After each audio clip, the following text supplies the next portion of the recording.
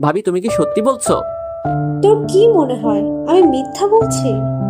ও ভাবি তুমি আমায় কি শুনাইলা? খুশিতে মন চাইছে এখনই লুঙ্গি। ভাবি তুমি কি সত্যি বলছো?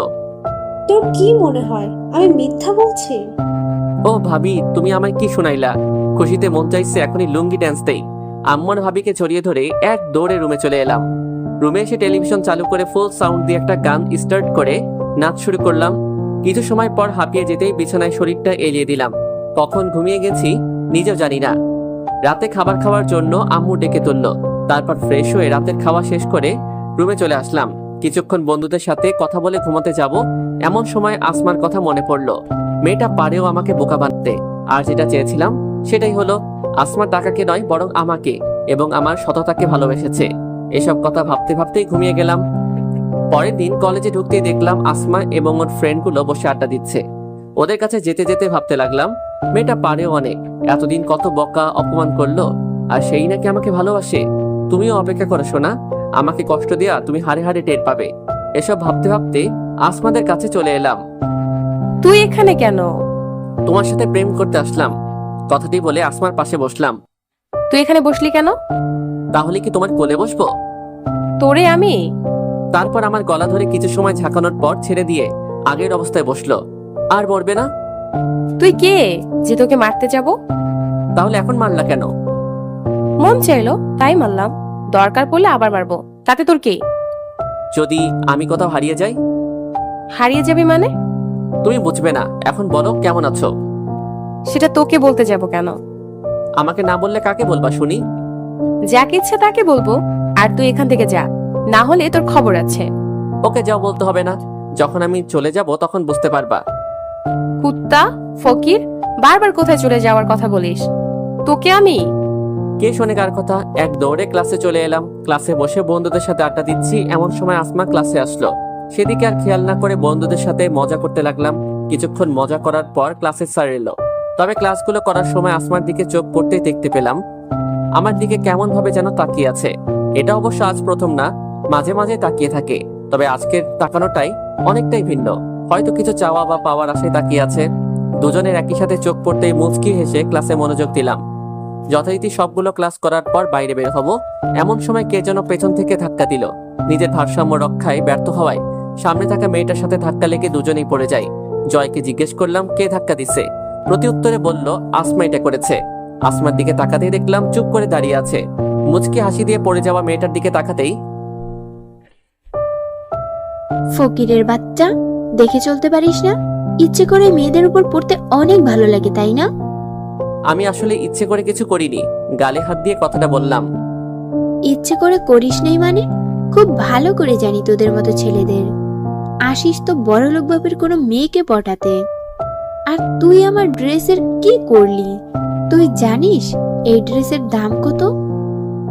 সারা বছর কাজ করলেও এমন একটা ড্রেস কিনতে পারবি? আমি দুঃখিত। সরি বলার পর আসমার দিকে তাকালাম। তবে আসমাকে দেখে অনেকটা ভয় করছে। অগ্নিময় চোখ নিয়ে আমার আর পড়ে যাওয়া মেয়েটাকে দেখছে, কিন্তু কিছু বলছে না। সরি মানে? তোকে আজ এটার উপযুক্ত শাস্তি পেতে হবে, না হলে তোরা ভালো হবি না। তারপর পড়ে যাওয়া মেয়েটি তার এক ফ্রেন্ডের হাত থেকে সস নিয়ে আমার শার্টের উপর ছুঁড়ে মারলো। মেয়েটা এমন কাজ করবে ভাবতে পারি নাই। শার্টের দিকে তাকাতেই বুঝতে পারলাম নষ্ট হয়ে গেছে, আর এটা বেশি সময় পরে থাকাও যাবে না। মনে মনে এসব ভাবছি এমন সময় ঠাস ঠাস শব্দ হলো। ভালো করে তাকাতেই দেখতে পেলাম আসমা মেয়েটাকে থাপ্পড় মারছে। তারপর আসমা কি মনে করে যেন পড়ে যাওয়া মেয়েটার চুল ধরে সসের বোতল কেড়ে নিয়ে তার ড্রেসের উপর ছুঁড়ে মারলো। আসমার এমন রাগ দেখে নিজেরই গলা শুকিয়ে উঠলো। একটা ঢোক গিলে আসমার দিকে তাকালাম, তখন বলল, তুই কি বলেছিলি? ড্রেসের দাম ও জোগাড় করতে পারবে না তাই না? এই নে টাকা। পার্স থেকে কিছু টাকা মেয়েটার মুখের উপর ঢিল ছুঁড়ে মেরে দিল। আসমা, এখানে তো মেয়েটার কোনো দোষ নেই। তুই চুপ কর কুত্তা। এই মেয়ের সাহস কত! ওকে তো আমি আজ মেরেই ফেলবো। অবস্থা বেগতিক, তাই আসমাকে এক প্রকার জোর করেই সেখান থেকে নিয়ে আসলাম। আসার পরই, ওই, তুই আমাকে এখানে নিয়ে আসলি কেন? তো কি করব? আর মেয়েটাকে মারছিলা কেন? মারবো নাকি আদর করব? মানে? মানে তোর কি হাত নাই? তোকে যে মারলো আর তুই কিছুই বলতে পারলি না? আর এই যে তোমরা কি কিছুই বলতে পারলা না? সোহানের আর্থিক অবস্থা না হয় খারাপ, কিন্তু তোমাদের তো না। কি বলবো আমরা? সোহান আগে থেকেই আমাদের সবাইকে চুপ থাকতে বলেছে। ওই, তুই ওদের চুপ থাকতে বলছিস কেন? তাছাড়া কি করব, আমি তো একটা ফকির। তোকে একদম মেরেই ফেলবো আর একবার এই কথা বললে। কেন, যেটা সত্যি সেটাই তো বলছি। তোর বলতে হবে না তোর সত্যি কথা। কিছু সময় চুপ থাকার পর আবারও আসমা বলল, জয়, তোমার শার্টের নিচে ওটা টি শার্ট। হুম। শার্ট খুলো। মানে কি বলছে সব? যেটা বলছি সেটা করো। তারপর জয় আর কিছু বলার সাহস পেল না, কারণ আসমা এখনো রেগে আছে। জয় শার্ট খুলে আসমার হাতে দিল। তারপর আসমা আমাকে সাথে করে কলেজের বাথরুমে নিয়ে আসলো। আরে, আমাকে এখানে আনলে কেন? এত কথা বলিস কেন? যা ভিতরে গিয়ে ফ্রেশ হয়ে শার্টটা পরে নেয়। তারপর আসমার থেকে শার্টটা নিয়ে বাথরুমে চলে গেলাম। ফ্রেশ হয়ে বাইরে বের হতে দেখলাম আসমা দাঁড়িয়ে আছে। এখন চলো। কোথায় যাব? মার্কেটে। এখন? তোর কোনো সমস্যা? না, আমার কি সমস্যা হবে? তারপর আসমার সাথে সেখান থেকে চলে এলাম। কলেজ গেট থেকে একটা রিক্সা নিয়ে দুজনে রওনা দিলাম। দুজনে চুপচাপ বসে আছি, এমন সময় আসমা বলল, তুই কোনো কিছুর প্রতিবাদ করিস না কেন? কে বললো প্রতিবাদ করি না? আজ যেটা হলো সেটা। এটাই তো আমাদের দোষ ছিল। তাই বলে এতগুলো কথা শোনাবে? সেটা তো তুমিও বলো। তোর সাথে কথা বলে বাবা আমি পারবো না। তারপর কিছু শার্ট প্যান্ট আমাকে কিনে দিল। মেয়েটা যতটা না রাগী, তার থেকে অনেক সরল। বিল দেওয়ার সময় অনেক জোর করার পরেও আমি বিলটা দিতে পারলাম না, কারণ আসমা নিজেই আজ সব টাকা দিল। তারপর সেখান থেকে বাসায় চলে এলাম। ফ্রেশ হয়ে আসমার কথা ভাবতে ভাবতেই ঘুমিয়ে গেলাম। রাতে ফেসবুকিং করছি, হঠাৎ করে আসমার কথা মনে পড়তেই কল করলাম। কেমন আছো? তোকে না বলছি আর কল করবি না? আরে আমি সোহান। কি? কুত্তা! তার মানে তুই এতদিন এসব কথা বলেছিস? কেন, অন্য কেউ বলার ছিল বুঝি? তোর বুঝতে হবে না। কাল তুই আগে কলেজে আয়, তারপর তোকে দেখাচ্ছি কার কত জন্ম হয়েছে। কথাটি বলে কলটা কেটে দিল। আমিও আর কিছু না বলে সেদিনের মতো ঘুমিয়ে গেলাম। আজ কেন জানি না আসমার দেয়া ড্রেসটা পরতে ইচ্ছে করছে, কিন্তু পরতে পারছি না। কারণ ভালোবাসার মানুষের থেকে কিছু উপহার পেলে সেগুলো নষ্ট করতে ইচ্ছে করে না। কারণটা আমার থেকে তারাই ভালো জানে, যারা নিজেদের ভালোবাসার মানুষটার থেকে কিছু উপহার পেয়েছে। হ্যাঁ, আসমা আমাকে সামান্য ড্রেস দিয়েছে, তবে এটাই আমার কাছে অনেক বড় পাওয়া। কিছু সময় ভাবনাতে মগ্ন হলাম, কিন্তু বারবার মন থেকে একটাই জবাব বের হচ্ছে, সেটা হলো কিছুদিন পর ড্রেসটা পরি। তারপর আর কিছু চিন্তা না করে আসমার দেয়া ড্রেসটা আলমারিতে রেখে দিয়ে অন্য আরেকটা ড্রেস পরে নিচে আসলাম। নিচে আসতেই দেখতে পেলাম সবাই নিচে রয়েছে। কি ব্যাপার, আজ সবাই একসাথে? কেন, প্রতিদিন কি আলাদাভাবে থাকি? তা না, বাট সবাই একসাথে গল্প করছে, এটা দেখে অনেক ভালো লাগছে। তা ঠিক বলেছিস। আর তুই কি আজ কলেজ যাবি? হ্যাঁ, কেন? তোর ছোট খালা আর রিমি আসবে। তো আমি কি করব? রিমিকে সাথে নিয়ে একটু ঘুরতে। আমি পারবো না। ঠিক আছে, তোর বাসায় থাকতেও হবে না। মা, আমি আর আপনি তো বাসায় আছি। আন্টি না হয় আপনার সাথে গল্প করবে, রিনি আর আমি দুজনে গল্প করব। হ্যাঁ আম্মু, এটাই ভালো। তোর ভালো দেখতে হবে না। ঠিক আছে, আমি তাহলে গেলাম। আরে, খাবার তো খেয়ে যা। না ভাবি, আমি বাইরে থেকে খেয়ে নিব। না খেয়ে গেলে আমি আসমাকে কল করে বলে দিব তুমি আমার কিউট দেবর। এই না ভাবি, এটা প্লিজ ওকে বলো না। তাহলে খেয়ে যাও। ঠিক আছে। তারপর আর কি, এক প্রকার জোর করে খাওয়ানো হলো। খাবার খাওয়া শেষ করে কলেজের দিকে রওনা হলাম। তাই ভাবিকে বললাম আসমার কি হয়েছে জানতে। কিছুক্ষণ পর ভাবি ফোন করে বলল আসমা নাকি অসুস্থ, তাই কলেজে আসেনি। ভাবির সাথে কথা বলা শেষ করে জয়কে সাথে নিয়ে ক্লাসে গেলাম। যথারীতি সবগুলো ক্লাস শেষ করে বাসায় চলে এলাম। রুমে এসে ফ্রেশ হয়ে ঘুমিয়ে গেলাম। কিছু সময় পর কারো ডাকে ঘুম ভেঙে গেল। ভালো করে তাকাতেই দেখলাম রিমি বসে আছে। কিরে, ডাকছিস কেন? ওই কুত্তা, এখন কেউ ঘুমায়? আমি ঘুমাই, তুই যা এখন। যাব না। না গেলে আমিও আন্টিকে বলে দিব তোর আর সজলের রিলেশনের কথা। এই না ভাইয়া, আমার এটা করিস না। তাহলে এখন তুই যা। তুই ঘুমা কুত্তা। রিমি বকা দিতে দিতে রুম থেকে চলে গেল। আর রিমি আমার ক্লাসমেট, যদিও আমরা এক কলেজে না, তারপরেও আমরা সেম ইয়ার। আর সজল হলো ওর বয়ফ্রেন্ড। 6 মাসের রিলেশন। থাক, আপনাদের আর শুনতে হবে না। এখন আমি একটু ঘুমাই, রাতে ঘুম থেকে উঠে ফ্রেশ হয়ে নিচে এলাম। নিচে আসতেই দেখলাম ভাবি আর রিমি ছাড়া সবাই বসে আছে। হয়তো তারাও দুজন গল্প করছে। কিছুক্ষণ খালার সাথে গল্প করে সেখান থেকে ভাবির রুমে চলে এলাম। যেটা ভেবেছিলাম সেটাই, রিমিও এই রুমে। ভাবি কি করো? ওই, কারো রুমে ঢুকতে যে পারমিশন লাগে সেটা কি তুই জানিস? আমি না জানি না, বাট তুই যে আমার রুমে পারমিশন না নিয়ে গেছিলি সেটার কি হলো? আরে ওটা তো আমি। থাক, তোমাদের আর ঝগড়া করতে হবে না।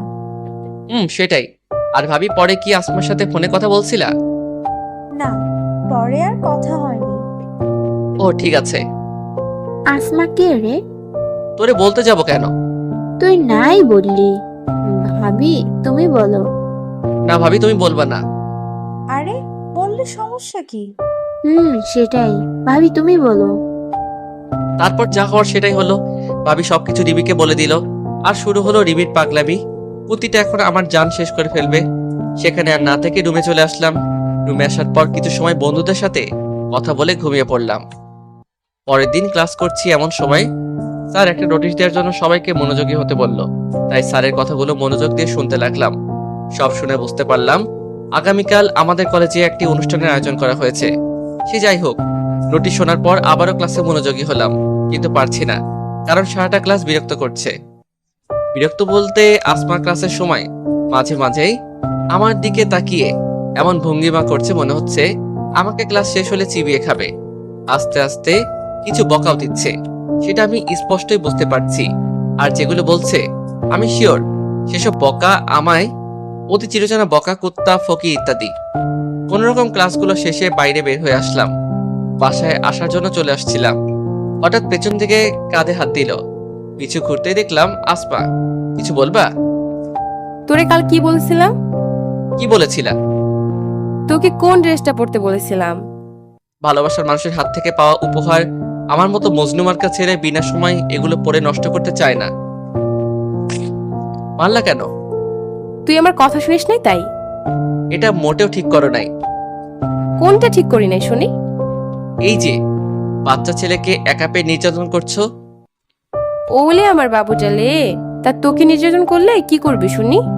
আমি কিছু করতে পারবো না, তবে তবে কি? তবে আল্লাহ সইবে না। কি কইলি তুই? মজা করছিলাম, তবে তোমাকে আজ হেব্বি লাগছে। মন চাইছে একটা কিস করি। নে, 2টা কিস দিলাম। দূর, ভাল লাগে না, আমি গেলাম। ওই দাঁড়া। না, তুমি আবার মরবে। মারবো না, সত্যি। তাহলে বলো। কালকে কলেজ আসবি? কেন? আমাকে ছাড়া কি ভালো লাগে না বুঝি? কুত্তা, তুই 2 লাইনের বেশি বুঝোস তাই না? জি না আপু। তুই কি বললি? কুত্তা, ফকির? কে শোনে কার কথা? হুসাইন বোল্টের দৌড় দিয়া সেখান থেকে ভাগা দিলাম, কারণ এই সময়টুকুতেই 3টা থাপ্পড় খাইছি। না জানি থাকলে আর কয়টা খেতে হবে। তাই সেখান থেকে এক প্রকার পালালাম। তারপর বাসায় চলে আসলাম। বাসায় এসেই প্রথমে ভাবি রুমে চলে গেলাম। ওই কুত্তি, তোর এত ভাবির সাথে কি কথা থাকে? তোরে বলবো কেন? তুই এখন চুপচাপ বসে থাক, আমি ভাবির সাথে কিছু গুরুত্বপূর্ণ কথা বলবো।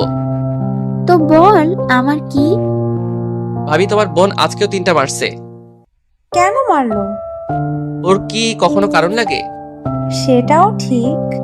তবে ভাবি আমি এখনো চিন্তায় আছি। তোর আবার কিসের চিন্তা? কুত্তি তুই চুপ কর। ওকে, চুপ। তুই বল। আমার মনে হয় আসমা এখনো আমাকে ভালোবাসে না। কিভাবে বুঝলা? ও তেমন কোনো কাজই করে না, শুধু শুধু মারে। চুপ, আমার বোন এমন না। তাহলে কি তোমার দেবর পাগল? আরে না, আমার দেবর তো অনেক কিউট। ভাবি ঠিক আছে, আমি আসমার সাথে কথা বলবো। মনে থাকে যেন। সেখানে আরো কিছু কথা বলে রুমে চলে গেলাম। তারপর ফ্রেশ হয়ে ঘুমিয়ে গেলাম। সন্ধ্যার সময় রিমির ডাকে ঘুম ভেঙে গেল আর বলে গেল নিচে যেতে, আব্বু ডাকছে। বলেই রিমি চলে গেল। আমিও আর শুয়ে না থেকে ফ্রেশ হতে চলে গেলাম। ফ্রেশ হয়ে নিচে যেতে দেখলাম সবাই বসে আড্ডা দিচ্ছে। আব্বুর কাছে গিয়ে বসলাম। আব্বু ডেকেছো আমায়? হুম, কেন? আর তোমার হাতে কি? এটার জন্যই তোমাকে ডেকেছি। হ্যাঁ বলো। কাল তো তোমাদের কলেজে অনুষ্ঠান, তাই না? হ্যাঁ, কিন্তু কি হয়েছে? কাল তো আমি অতিথি হয়ে যাব, তাই রিমিকে সাথে নিয়ে যাওয়া সম্ভব না। তাই বলছি তুমি কাল রিমিকে সাথে করে কলেজে নিয়ে যাবে। কিন্তু আব্বু, ওই কুত্তি আমাকে জ্বালিয়ে মারবে। না, তোকে সত্যি জ্বালাবো না। কিন্তু আব্বু, আমি ওকে কাল নিতে পারবো না। কেন পারবে না? আসলে আমি এত কিছু জানতে চাই না, কাল তুমি ওকে সাথে করে নিয়ে যাবে, ব্যাস। ঠিক আছে। তারপর সবাই আমার কথা বলা শুরু করলো, কিন্তু তাদের কথা পুরোটাই আমার মাথার উপর দিয়ে ভেসে যেতে লাগলো। তারপর সেখানে আর না থেকে রুমে চলে গেলাম। মন চাইছে কুত্তিটাকে জলে চুবাইতে। কালকের জন্য কত প্ল্যান করে রাখছিলাম, মনে হচ্ছে সবকিছুতে জল ঢেলে দিল। মাথাটাও কাজ করছে না। থাক, এত কিছু ভেবে লাভ নাই, যা হবার পরে দেখা যাবে। সেদিনের মতো ঘুমিয়ে পড়লাম। পরের দিন কলেজে যাওয়ার জন্য তৈরি হব, এমন সময় আসমান দেওয়ার ড্রেসের কথা মনে পড়লো। ভাবছি মেয়েটাকে একটু সারপ্রাইজ দিলে কেমন হয়। তাই আর কিছু না ভেবে আসমান দেওয়ার ড্রেসটা পরলাম। তবে মেয়েটার যতই বদমেজাজি হোক না কেন, সবকিছুরই সুন্দর পছন্দ আছে। ও, আপনাদেরকে তো বলাই হয়নি আসমা কেমন ড্রেস উপহার দিয়েছে।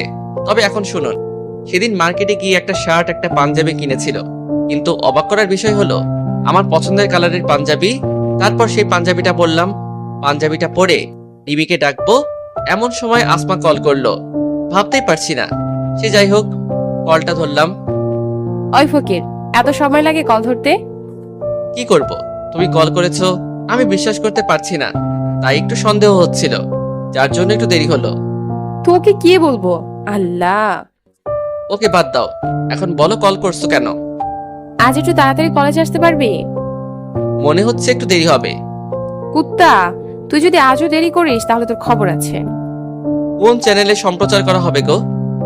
ধুর, তোর সাথে কথা বলাই আমার ভুল। আমারও তাই মনে হয়। কি বললি তুই? ওই কি বললাম? তুই আগে কলেজ আয়, তারপর তোকে দেখাচ্ছি। কথাটা বলেই কেটে দিল। কিছু একটা বলবো, সেটা সুযোগটাও দিল না। দূর, ভাল লাগে না। ফোন হাতে নিয়ে বসে আছি, এমন সময় মনে পড়লো কাল বাসায় আসার সময় আসমার জন্য একটা ঘড়ি কিনেছিলাম। সেটা নিয়ে গেলে হয়তো ও অনেক খুশি হবে, সাথে আজ মার খাওয়ার হাত থেকেও বাঁচবো। তারপর ড্রয়ার থেকে ঘড়িটা বের করে পকেটে নিলাম। ওই কুত্তা, তুই কি মেয়ে যে রেডি হতে এত সময় লাগে? আমার অনেক আগেই হয়ে গেছে। তাহলে আসছিস না কেন?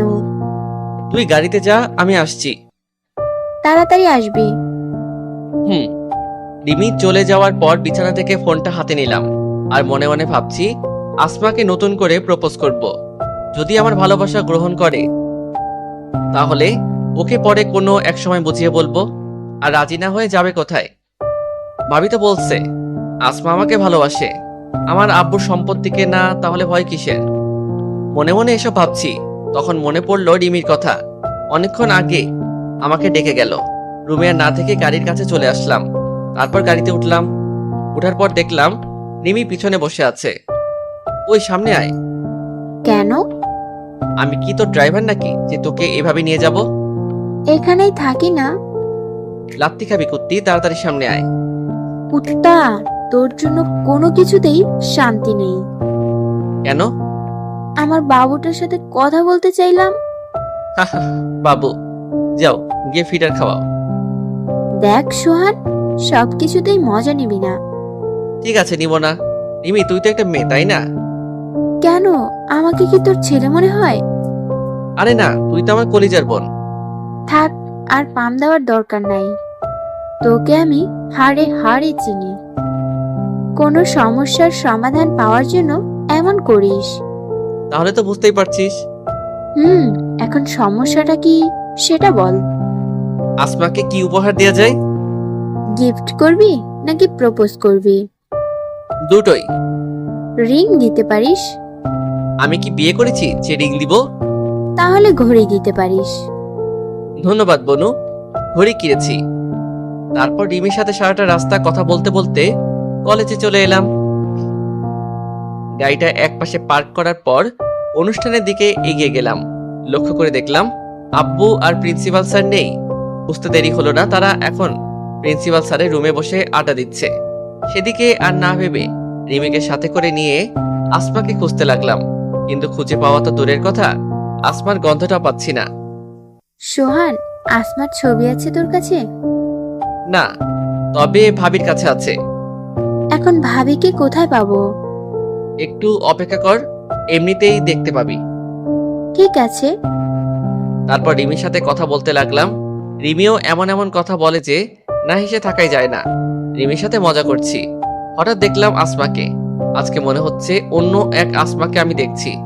পরনে নীল শাড়ি, খোলা চুল, হাত ভর্তি হরেক রকমের চুড়ি, ঠোঁটে হালকা লিপস্টিক, এক কথায় আকাশ থেকে নেমে আসা কোনো নীলপরি। আসমাকে দেখে আজ মন চাইছে জড়িয়ে ধরে আদর করি। মনে মনে এসব ভাবছি, তখন আসমা আমাদের পাশ কাটিয়ে চলে যেতে লাগলো। আসমার এমন কাজ থেকে একটু অবাক হয়নি, কারণ ও আগে থেকে এমন। তাই রিমির সাথে কথা না বলে দৌড়ে আসমার সামনে গেলাম, কিন্তু আসমা আমাকে দেখেও অন্যদিকে চলে যেতে লাগলো। আসমার এমন ব্যবহার দেখে মন চাইছিল চুল ধরে আচ্ছা মতো পিটাই। আসমা চলে যাবে এমন সময় ওর চুলটা ধরে কাছে নিয়ে আসলাম। আসমাকে এভাবে সবার সামনে কাছে টেনে আনায় আসমা এক প্রকার ভয় পেয়ে যায়, যা ওর চেহারায় স্পষ্ট ভেসে উঠেছে। আর আসমাকে এমন দেখতে নিজেরও অনেক ভালো লাগছিল।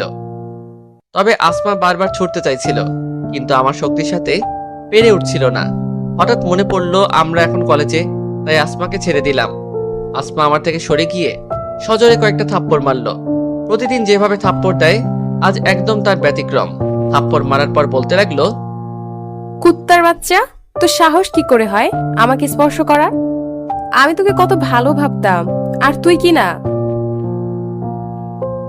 যদি তুই আমাকে ভালোই না বাসবি, তাহলে কেন আমাকে ভালোবাসার স্বপ্ন দেখাতি? তুই জানিস তোর জন্য সবাইকে কত মিথ্যা বলতে হয়েছে? আর তুই কি না আজ একটা মেয়ের সাথে বসে হাসাহাসি করছিস? আর এটা ছাড়া তোর মতো ফকিরের বাচ্চা আর কি বা করতে পারে? সেদিন ওই মেয়েটা ঠিকই বলেছিল যে তোরা কলেজ আসিস শুধু বড়লোক বাবার মেয়েকে পটাতে। কথাগুলো একেবারে বলল। আসমার কথা শুনে কিছুটা অবাক হলাম, কিছুটা বললে ভুল হবে, অনেকটাই অবাক হয়েছি। আশেপাশে তাকিয়ে দেখলাম কিছু ছেলে মেয়ে আমার প্রতি বাজেভাবে তাকিয়ে আছে। হঠাৎ চোখ পড়লো আব্বুর উপর।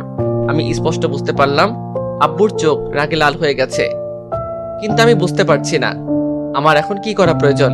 মাথা নিচু করে আবারও আব্বুর দিকে তাকিয়ে দেখলাম প্রিন্সিপাল স্যারের সাথে কথা বলে আব্বু চলে গেল। ওই কুত্তার বাচ্চা, কথা বলিস না কেন? এসব করতে আসিস কলেজে, তাই না?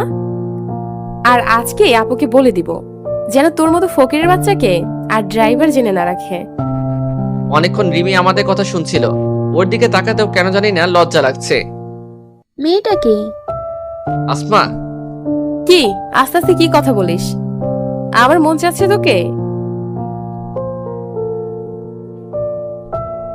এই মেয়ে, অনেক সময় ধরে তোর এমন আচরণ দেখছি। কিছু না জেনে না বুঝে অন্যের প্রতি কিছু মন্তব্য করা একটি ভদ্র মেয়ের ব্যবহার হতে পারে না। কি বলতে চাও তুমি? আমি বাজে? সেটা তুমি যা মনে করো। তুমি আমাকে চেনো না আমি কে, আর এই ছোট লোকটার জন্য আমাকে মারলে। তুমি আমাকে চেনো আমি কে? চুপ, একদম চুপ। তুমি কি মনে করছো ও সামান্য একটা ড্রাইভার? সেটা ছাড়া আর কি বা হবে? আর তুমি এত কথা বলছো কেন? জানো আমি ওকে কেন মেরেছি? আজ ওকে মেরেছি শুধু তোমার জন্য। সেটা আমি আগেই বুঝতে পেরেছি কেন ওকে মারছো, কিন্তু চেনো সোহানকে? রিমি তুই চুপ কর। তুই মানে? হ্যাঁ তুই। আমি সোহানের খালাতো বোন। আর তুমি আদৌ কি জানো সোহানকে? কে তার বাবা? না। এই অনুষ্ঠানের প্রধান অতিথি কে সেটা জানো? আমার আপুর শ্বশুর। তোমার আপুর শ্বশুর, কিন্তু সোহানের কে সেটা জানো? তিনি সোহানের বাবা। আর তুমি ওকে কি বলছিলা? ড্রাইভার? How funny! আমি তোমার কথা শুনে খুশি হয়েছিলাম যে তুমি আঙ্কেলের টাকাকে নয়, বরং তুমি সোহানকে ভালোবেসো। কিন্তু আজকে কি দেখলাম? ছি! সোহান, আমি গাড়িতে গেলাম, তুই তাড়াতাড়ি আয়। কথাগুলো বলে রিমি সেখান থেকে দ্রুত চলে গেল। জানো আসমা, আজ তোমাকে নতুন করে ভালোবাসি কথাটি বলতে চেয়েছিলাম, কিন্তু আমার কপালটা এতটাই খারাপ যে তুমি আমাকে ভুল বুঝলা। সে যাই হোক, তোমাকে আর কখনো বিরক্ত করব না। আর হ্যাঁ, তোমার জন্য একটা ঘড়ি এনেছিলাম, ভালো লাগলে রেখে দিও, ভালো থেকে আর পারলে আমাকে মাফ করে দিও। কথাগুলো একেবারে বলে চলে আসলাম গাড়িতে উঠেই কেন জানি না কান্না করতে ইচ্ছে করছিল, কিন্তু একটা বাধা যে আমাকে কান্না করতে বারণ করছিল।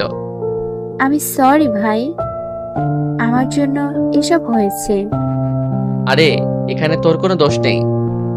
আমি বুঝতে পারছি তোর মনের অবস্থা।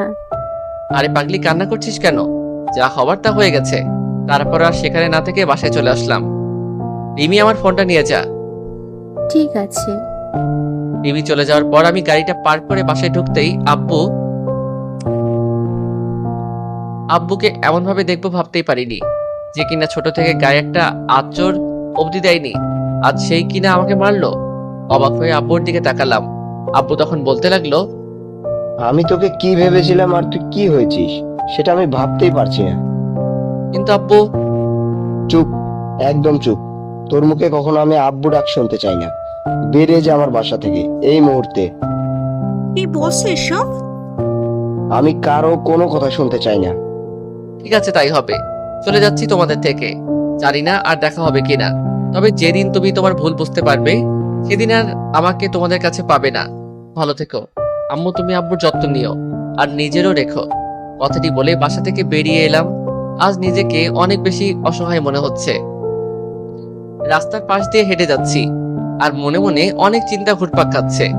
আব্বু, তুমি নিজেই যদি আমাকে ভুল বুঝো, তাহলে আসমা আমাকে কেন ভুল বুঝবে না? আব্বুর প্রতি অনেক রাগ হচ্ছে, কোনো কারণে না জেনেই এমন ভুল সিদ্ধান্ত নিতে পারলো। আর আসমা, তোকে তো আমি কখনোই ক্ষমা করব না। এরকম হাজার প্রশ্ন আর দ্বিধা কাজ করতে লাগলো। মন চাইছে নিজেকে শেষ করে চিরতরে না ফেরার দেশে চলে যাই। নিজেকে শেষ করে দেওয়ার জন্য চলে এলাম বরগুনা ব্রিজের কাছে। কান্না করতে ইচ্ছে করছে কিন্তু পারছি না। শুনেছি ছেলেদের নাকি কান্না করতে নেই, কিন্তু তারা কান্না করে। নিজের ভিতরে সত্যটা যখন মরে যায় তখন তাদের কেমন লাগে সেটা শুধু ছেলেরাই বুঝতে পারে। অনেক ছেলেই আছে যারা এমন কষ্ট সহ্য করতে না পেরে মৃত্যুকে আপন করে নেয়। আমাকেও এটাই করতে হবে, কারণ এই পৃথিবীতে যারা আপন ছিল তারাই পর করে দিছে। পর কিভাবে আমাকে ভালোবাসবে?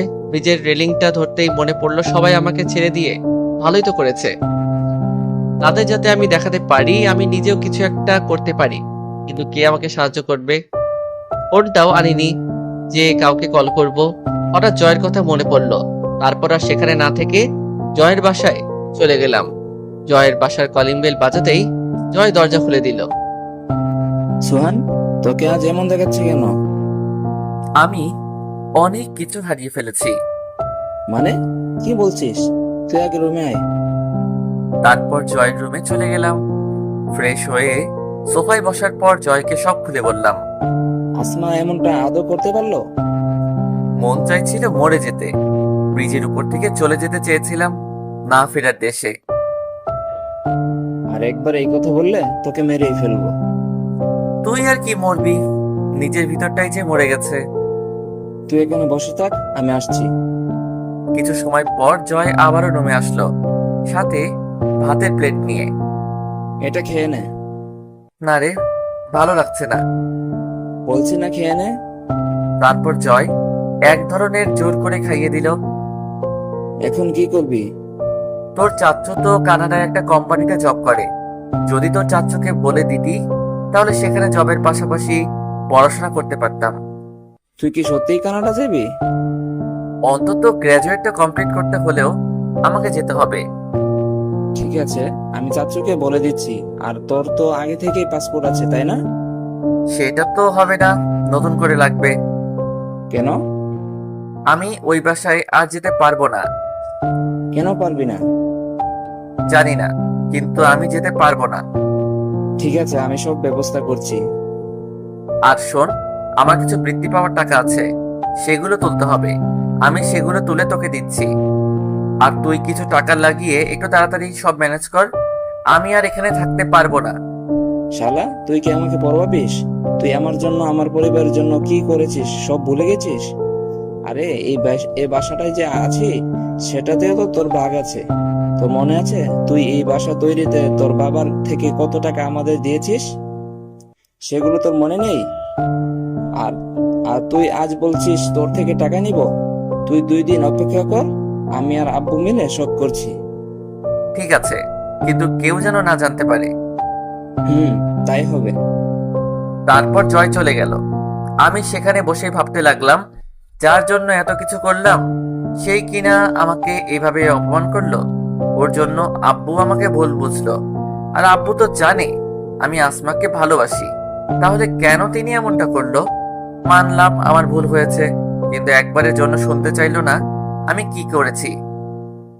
এখন তো আমি পরিবার থেকে দূরে আছি, কিছুদিন পর হয়তো দেশ থেকে দূরে থাকবো, কিন্তু আসমাকে আমি কখনোই মাফ করব না। আমাকে অনেক বড় হতে হবে। সেদিনটা এসব ভাবতে ভাবতে কেটে গেল। অনেকবার কান্না করতে ইচ্ছে করছে, কিন্তু পারিনি। আর পারিনি এটাই ভেবে যে আমাকে অনেক বড় হতে হবে। পরের দিন বিকেল বেলা ছাদে বসে আছি, এমন সময় জয় আর আঙ্কেল এলো। আঙ্কেলকে দেখার পর সালাম দিলাম। সোহান বাবা, আমি আমার ছোট ভাইকে বলে দিয়েছি তুমি সেখানে গিয়ে থাকবে, কিন্তু তুমি যে চাকরির কথা বলেছিলে সেটা এখনো হয়নি। আপাতত তুমি ওর বাসায় থেকেই পড়াশোনা করবে। কিন্তু আঙ্কেল, যদি ওনার কোনো সমস্যা হয়? কোনো সমস্যা হবে না, আমি ওকে সব বলে দিয়েছি। আর যদিও সমস্যা হয় আমরা তো আছি, আমরা ওর সাথে কথা বলে নিব। আর শোন, আমার চাচ্চু অনেক ভালো, তোর সাথে অনেক ভালো সম্পর্ক হবে, দেখে নিস। কিন্তু পাসপোর্টটার কি হলো? সব হয়ে গেছে, আমি আর আব্বু সেখান থেকেই আসলাম। আর রুমে তোর সবকিছুই আছে, এখন শুধু কিছু জামা কাপড় কিনতে হবে। হুম। তাহলে আজ রাতে শপিং এ যাচ্ছি। আর শোন, তোর ফ্লাইট কাল বিকেল 3:30 তোমরা তাহলে কথা বলো, আমি যাই। তারপর আঙ্কেল চলে গেল। আমি যে তোর বাসায়, এটা কি কেউ জানে? সাকিব আর রাহুল জানে, ওরা সন্ধ্যার সময় এখানেই আসছে। আর কেউ তো জানে না? না, তবে তোর ভাইয়া জানতে চেয়েছিল। তুই কি বলেছিস? বলেছি, তোর সাথে আমার কোনো কথা হয়নি। ভালো করেছিস। এখন চল নিচে যাই। হ্যাঁ, তাই চল। সেখানে আর না থেকে রুমে চলে এলাম। রুমে এসে দুজনে গল্প করতে করতে প্রায় সন্ধ্যা হয়ে গেল। এখন বুঝতে পারছি জীবনে বন্ধুরা কতটা গুরুত্বপূর্ণ। প্রতিটা ছেলেমেয়ের জীবনটাকে সুন্দর করে পরিচালনা করা এবং বিপদ থেকে মুক্তি পাওয়ার জন্য বন্ধুরা অনেক অনেক বেশি সাহায্য করে। আর আমার জীবনে এটা বাস্তবতায় রূপ নিয়েছে। যেখানে নিজের পরিবার থেকে আমি বিচ্ছিন্ন, সেখানে বন্ধুরা নিঃস্বার্থের মতো কাজ করে যাচ্ছে। কি রে, কথা বলছিস না কেন? জয়ের কথায় ধ্যান থেকে বাস্তবতায় ফিরলাম। না, তেমন কিছু না। এখন রেডি হ, বের হতে হবে। কিছু থাকলে তো পরে রেডি হব। চুপ শালা, আমার যেগুলো আছে সেগুলো পরে নেই। সাকিব আর রাহুল প্রায় চলে এসেছে। ঠিক আছে। জয়ের সাথে আর কথা না বলে ফ্রেশ হতে গেলাম। বাথরুম থেকে শার্ট প্যান্ট পরে রুমে আসলাম। রুমে এসে দেখলাম রাহুল আর সাকিব চলে এসেছে। তোরা কখন এলি? এই মাত্র আসলাম। আর তুই কি সব ভেবে বলছিস? আরেকবার ভেবে দেখ না। এটা নিয়ে আর কোনো কথা বলতে চাই না। ঠিক আছে, বাদ দে, এখন চল। হুম। এরপর সবাই মিলে একটা মলে চলে এলাম। টুকটাক কিছু কিনে নিলাম। মার্কেট করতে করতে অনেকটাই রাত হয়ে যায়, যার জন্য রাতের খাবার খাওয়ার জন্য একটা হোটেলে যাই। এই রে, একটা ভুল হয়ে গেছে। কি? সোহানের জন্য তো ফোন কেনা হয়নি। ইস, শালা আগে বলবি না? তার দরকার নেই, কেন? এখন লাগবে না। তাহলে তোর সাথে কন্টাক্ট করবো কিভাবে? তোর চাচুর ফোন দিয়ে। আর আমি ওখানে গিয়ে না হয় একটা ফোন কিনে নিব। ঠিক আছে। কথা বলতে বলতে রাতের খাওয়াটাও শেষ করে সাকিব রাহুলকে বিদায় দিয়ে আমি আর জয় ওর বাসায় চলে এলাম। সেদিনের মতো আর জেগে না থেকে ঘুমিয়ে যাই। পরের দিন ঘুম ঘুম ভাব নিয়ে চোখ খুলতে দেখলাম সাকিব আর রাহুল এসেছে। কিরে, তোরা এত সকালে? আজ তো তুই চলে যাবি, তাই ভাবলাম আজ না হয় তোর সাথে থাকি। চল এখন ঘুরে আসি। হ্যাঁ সোহান, চল সবাই মিলে ঘুরে এসে তোর সবকিছু গোছাতে শুরু করব। ওদের সবার কথা শুনে কি বলবো বুঝতে পারছি না। কিঞ্চিত পরিমাণ হেসে দিলাম। ওই, হাসছিস কেন? না, এমনি। চল, তোরা যেখানে বলবি আজ সেখানে যাব। উঠে ফ্রেশ হয়ে বাথরুমে চলে গেলাম। ফ্রেশ হয়ে সকালে নাস্তা করার পর ওদের সাথে ঘুরতে বের হলাম। প্রায় 12:30 পর্যন্ত ঘোরাঘুরি করার পর জয়ের বাসায় চলে এলাম। তবে শুধু আমি আর জয় না, সাথে সাকিব আর রাহুলটাও। বন্ধুরা অনেক বড় পাওয়া, এই জন্য প্রভুর এক আশীর্বাদ। 2 দিন আগে আমার সাথে যা হয়েছে, যার জন্য আত্মহত্যা করতে গিয়েছিলাম, আর আজ বন্ধুদের সাথে ভালোই আছি। সে যাই হোক, অতীত নিয়ে আর কিছু বলার প্রয়োজন নেই। 3টার দিকে বাংলাদেশ বিমানবন্দরে সবাই চলে এলাম। এরপর আঙ্কেলকে সালাম করে বন্ধুদের সাথে কথা বলতে লাগলাম। কথা বললে ভুল হবে, এক প্রকার কান্না করছিলাম। কিছু সময় পর নিজেকে স্বাভাবিক করে বন্ধুদেরকে বিদায় দিলাম। ফ্লাইটে বসে ভাবতে লাগলাম, আজ ওরা না থাকলে আজ হয়তো আমি থাকতাম না। এরপর ফ্লাইটটা কানাডার উদ্দেশ্যে আকাশে উড়াল দিল। হাতে ঘড়ি আর মোবাইল না থাকায় কতটা সময় লেগেছে সঠিক জানি না। কানাডায় আমি জয়ের চাচার বাসায় ছিলাম। ওখানে আমি 2জন খুব ভালো বন্ধু পেয়েছিলাম, যারা আমাকে অনেক সাহায্য করেছে। একটা ছিল জয়ের চাচাতো বোন তানহা, আর একটা স্বপ্ন। ওদেরকে আমি কখনোই ভুলতে পারবো না। এভাবে দেখতে দেখতে প্রায় 5টা বছর কেটে গেল। নিজেকে অনেক সময় অনেকভাবে আবিষ্কার করেছি।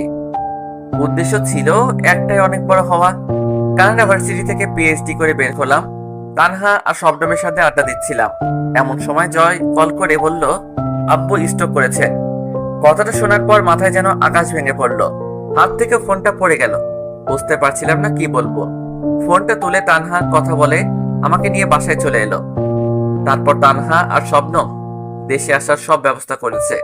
কিছু সময় পর শবনম আমাকে আর তানহাকে নিয়ে এয়ারপোর্টে চলে এলো।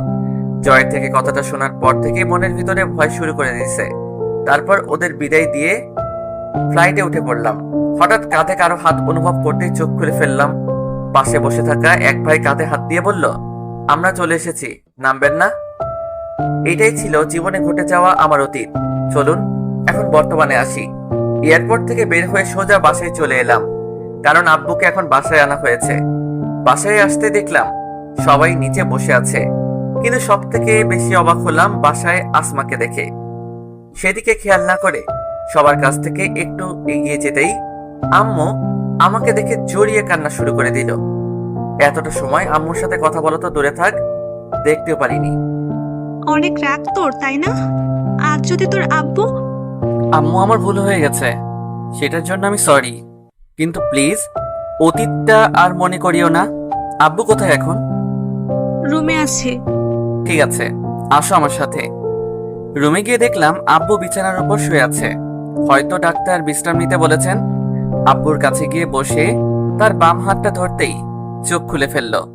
সোহান, আব্বু, আমি জানি তোমার এই অবস্থার জন্য আমি দায়ী। এটার জন্য কি মাফ করা যায় না আব্বু? কথাটা বলার সাথে সাথে আব্বু জড়িয়ে ধরে কেঁদে দিলেন। আব্বুকে বোঝানোর ভাষা আমার নেই, নিজেও কান্না করে দিলাম। তবে এটা দুঃখের না, বরং আনন্দের। কিছু সময় পর নিজেকে স্বাভাবিক করে আব্বুকে বিশ্রাম নিতে বলে আমি নিজের রুমে চলে আসি। রুমে এসে অনেকটা অবাক হলাম, কারণ যে রুমে 5 বছর কেউ থাকে না সেই রুমটা এত পরিষ্কার। হয়তো আম্মু পরিষ্কার করতেন। এসব না ভেবে বাথরুমে ফ্রেশ হতে চলে গেলাম। ফ্রেশ হয়ে রুমে আসতেই দেখলাম আসমা সোফার উপর বসে আছে। তবে আসমাকে দেখে বুকের ভিতরে কেন জানি না একটা মোচড় দিয়ে উঠলো। এ যেন অন্য এক আসমা। আগের থেকে অনেক শুকনো লাগছে, আর চোখের নিচেও কালো দাগ পড়ে গেছে। হয়তো ঠিক মতো খাওয়া দাওয়া করে না। আসমার দিকে তাকিয়ে এসব ভাবছি, হঠাৎ অতীতের কথা মনে পড়তে মনের ভিতরে রাগের আবির্ভাব ঘটলো। মন চাইছিল রুমে থেকে ঘাট ধাক্কা দিয়ে বের করে দেই, কিন্তু আব্বুর অসুস্থতার কারণে করলাম না। আসমার দিকে তাকিয়ে না থেকে ড্রেস পরতে লাগলাম। কেমন আছো? কি হলো, কথা বলছো না কেন? আমার উপর এখনো রেগে আছো? আমাকে স্পর্শ করার সাহস কোথায় পেলেন? আর আপনি কে? আমি কে মানে? হ্যাঁ, আপনি কে? মনে নেই কি বলেছিলেন, ভুলে গেলেন? সোহান, আই এম সরি, প্লিজ সেদিনের জন্য আমাকে ক্ষমা করে দাও। মাপ? সেটাও আবার আপনাকে? কখনোই না। মাফ তো তোমাকে করতেই হবে, আর আমার হারানো ভালোবাসাটা আমি আদায় করব, দেখো নিও। আর কোনো কথা না বলে আসমা রুম থেকে চলে গেল। আমিও দাঁড়িয়ে না থেকে ড্রেস পরে নিলাম। ড্রেস পরে রুমে বসে আছি, এমন সময় ভাইয়া এলো। ওখানে গিয়ে তো আমাদেরকে ভুলেই গেছিলি, তাই না? ভাইয়া কি বলছো এসব? ওখানে গিয়ে যদি তোমাদের ভুলেই যেতাম তাহলে ফিরে এলাম কেন? হ্যাঁ, সেদিন আব্বুর প্রতি অভিমান আর আসমার প্রতি রাগ দেখিয়ে চলে গিয়েছিলাম, কিন্তু আজ সবার মাঝে ফিরে এসেছি। ওখানে গিয়ে কোথায় ছিলি? তারপর ভাইয়াকে সব খুলে বললাম, আর তানহা, শাবনামের কথা বললাম, কারণ আমার জীবন গঠনের জন্য তারাও অনেক সাহায্য করেছে। সব শোনার পর ভাইয়া বলল, তাহলে তুই তো অনেক বড় হয়ে গেছিস, তা এখন কি করবি? দেখি কি করা যায়। ভাইয়া একটা কথা ছিল। কি কথা বল। আসমা এখানে কেন? ও তো এখানেই থাকে। এখানে থাকে মানে? তাহলে শোন, তুই যেদিন বাসা থেকে চলে গিয়েছিলি সেদিন থেকে আব্বু কার সাথে কোনো কথা বলেনি, সবসময় চুপচাপ থাকতেন। মাঝে মাঝে আমাকে আর আম্মুকে বকা দিতেন। কেন জানিস? আমরা নাকি তোকে আটকানোর চেষ্টা করিনি। এভাবে কিছুদিন যাওয়ার পর একদিন আসমা বাসায় আসে। আব্বু আসমাকে দেখে অনেকটা রেগে গিয়েছিলেন, কিন্তু যখন আসমা আব্বুর পা ধরে মাফ চায় তখন আব্বু আর রেগে না থেকে আসমাকে মাফ করে দেন। আব্বু আর আমি তোকে অনেক খুঁজেছি কিন্তু পাইনি। তোর কথা চিন্তা করতে করতে আব্বু প্রায় সময় অসুস্থ হয়ে পড়তেন। তখন আসমা আর আম্মু মিলে আব্বুকে সেবা করত। তোর বন্ধুদেরকেও অনেকবার বলেছি, কিন্তু ওরা কখনো তোর নাম্বার বা ঠিকানা দেয়নি। স্ট্রোক করার আগের দিন আব্বু তোর জন্য অনেক কেঁদেছিল আর অনেক চিন্তাও করতেন। আর আসমা সে তো প্রতিটা দিন প্রতিটা রাত তোর জন্য কেঁদেই পার করত, যার জন্য আব্বু ওকে আর যেতে দেয়নি। তখন থেকে আসমা এই বাসায় আছে। ভাইয়ার কথা শুনে চোখ দিয়ে টপ টপ করে জল পড়িয়ে করলো। ভাইয়ার সাথে কথা বলার পর খাবার খেয়ে আবার রুমে চলে এলাম। এরই মাঝে 3 দিন চলে গেল। এখন আব্বু সম্পূর্ণ সুস্থ। ও, আপনাদের তো বলাই হয়নি, ভাইয়ার একটা মেয়ে হয়েছে, নাম জ্যোতি, বয়স 4 বছর। জ্যোতিকে নিয়ে ছাদে খেলা করছি, এমন সময় আসমা এলো। তোমাকে আব্বু ডাকছেন? আসমার কথার কোনো উত্তর না দিয়ে জ্যোতির সাথে খেলা করতে লাগলাম। আমার এমন আচরণ দেখে আসমা আবারও বলল, কি হলো, শুনতে পাও না আমি কি বলছি? আপনার আব্বুর সাথে আপনি কথা বলেন, তাতে আমার কি? আর এখন যেতে পারবো না। ওই, তুমি আমাকে আপনি করে বলছো কেন? সেটা নিতান্ত আমার ইচ্ছা। দেখো, আমি সেসবের জন্য তোমার কাছে কিন্তু ক্ষমা চাইলাম, তারপর কেন আমার সাথে এমন করতেছো? দেখুন, হাত ছাড়ুন। না, ছাড়বো না। আগে বলো মাফ করছো। মাফ করব, সেটাও আবার আপনাকে? হাস্যকর ব্যাপার। আর এখানে যদি জুথি না থাকতো তাহলে আমি আপনার গালটা লাল করে দিতাম। তাই বলছি, বাচ্চা মেয়েটার সামনে এমন কিছু করতে বাধ্য করবেন না, যেটা করলে জুথি ভয় পাবে। কথাটা শোনার পর আসমা আমার হাত ছেড়ে দিয়ে পুনরায় বলল, আব্বু মানে তোমার আব্বু তোমাকে ডেকেছেন। আপনি যান, আমি জ্যোতিকে নিয়ে যাচ্ছি। তোমাকে এখন যেতে বললো, আর জ্যোতিকে আমি নিয়ে যাচ্ছি। আসমার কথার কোনো উত্তর না দিয়ে নিচে চলে এলাম। নিচে আসতেই আব্বু বলল, সোহান, আমার তো অনেক হলো, এখন আমি চাই তুমি আর তোমার ভাই কোম্পানির দায়িত্বটা নাও। আব্বু, এখন এসব করা আমার দ্বারা সম্ভব না। কেন? আগে জানতে হবে অফিসের কাজের ধরন। আমাকে কি কি করতে হবে সেটা আগে জানি, তারপর না হয় দায়িত্ব নিব। ঠিক আছে। এরপর আব্বুর সাথে আরো কিছু সময় কথা বলে রুমে চলে এলাম। রুমে আসতেই মেজাজটা খারাপ হয়ে গেল, কারণ আসমা আমার রুমে। আপনি আমার রুমে কি করছেন? বেরিয়ে যান আমার রুম থেকে। আর একটু প্লিজ, প্রায় সবকিছুই ঘোষণা হয়ে গেছে। গোছানো লাগবে না, আমি নিজেই পারবো। দেখলাম তো, গত কিছুদিন ধরে একটা কাজও করলেন না, আর এখন বলেই নিজে ঘোষাতে পারবে। কথাটি বলে আবারও কাজ করতে লাগলো। আপনার করতে হবে না, চলে যান আমার রুম থেকে। হাত ধরে বের হতে বললাম। আর একটু আছে তো। বলছি না করতে হবে না। জল খাওয়ার পর মেয়েটা যেন বাকরুদ্ধ হয়ে গেল, নীরবে চোখের জল ফেলতে লাগলো। আসমাকে এমন ভাবে দেখতে অনেক মায়া হচ্ছিল, কিন্তু আসমার প্রতি রাগ এবং অভিমানের ফলে আমাকে এসব করতে হচ্ছে। এটা নয় যে আসমাকে এখন আমি আর ভালোবাসি না, এখন ওকে ভালোবাসি, আর বেশেও যাব। কিন্তু অতীতের কথা মনে পড়তেই নিজের রাগটাকে বাধা দিতে ব্যর্থ হয়ে যাই। আসমাকে এভাবে দেখতে নিজের কষ্ট হচ্ছিল, তাই নিজেই রুম থেকে বের হয়ে বন্ধুদেরকে ফোন করে বরগুনা ব্রিজে আসতে বললাম। তারপর ওদের সাথে ঘোরাঘুরি করে সন্ধ্যার দিকে বাসায় চলে আসলাম। রাতে রুমে বসে ফোন টিপছি, এমন সময় আসমা রুমে আসলো। বাসায় কখন এলে? সেটা কি আপনাকে বলতে হবে? আমি কি একটু শুনতে পারবো না? না, পারবেন না। কেন পারবো না? কারণ কোনো কিছু শোনার অধিকার তোমার এখন আর নেই। যেটা ছিল তা অনেক আগে শেষ করে ফেলেছো। আর সরি আপনাকে তুমি করে বলার জন্য। প্লিজ সোহান, আমাকে এসবের জন্য মাফ করে দাও। আমাকে ছাড়ুন। না, আমি ছাড়বো না। আমি বলছি আমাকে ছাড়ুন। বললাম না, আর এখন ছাড়তে পারবো না। নিজের থেকে আসমাকে ছাড়িয়ে একটা থাপ্পড় দিলাম। তোকে কতবার বলছি তুই আমাকে স্পর্শ করবি না? আগে তোকে ভালোবাসতাম, তাই তোর কথা শুনতাম, সব অত্যাচার সহ্য করতাম, কিন্তু এখন আর তোকে আমি ভালোবাসি না, আর কখনো বাসবো না। কথাগুলো আসমা নীরবে শুনতে লাগলো। আসমার অনিচ্ছা থাকা সত্ত্বেও চোখ দিয়ে টপ টপ করে জল পড়তে লাগলো, কিন্তু মুখে কিছু বলার সাহস পাচ্ছিল না। আসমাকে দাঁড়িয়ে কান্না করা দেখতে আবারও রাগ হচ্ছিল, কারণ সেটা এখন অসহ্য লাগে। সেটাই আসমা বারবার করে। আর কেন জানি না আসমাকে এখন অসহ্য লাগে, কিন্তু আসমার চোখের জল অনেকটাই নিজেকে কাঁদায়। মাঝে মাঝে মন চায় সবকিছু ভুলে গিয়ে আসমাকে আপন করে নেই, কিন্তু অতীতের ঘটনাটাই বারবার নিজেকে বাধা দেয়। কি হলো, তুই এখনো দাঁড়িয়ে আছিস? তুমি আমাকে তুই করে বলছো? হ্যাঁ বললাম, এরপরেও তোকে তুই করে বলবো। কি করবি তুই আমাকে? দেখো, আমি তোমায় কিচ্ছু বলবো না, তোমার যা ইচ্ছা সেটাই বলো, কিন্তু প্লিজ এখন শান্ত হও। হ্যাঁ শান্ত হব, কিন্তু তুই এখান থেকে যা। তারপর আসমা কিছু না বলে রুম থেকে চলে গেল। নিজেই নিজেকে গালি দিচ্ছি, মেয়েটার তো দোষ নেই, ওর জায়গায় অন্য কেউ থাকলেও ঠিক এটাই করতো।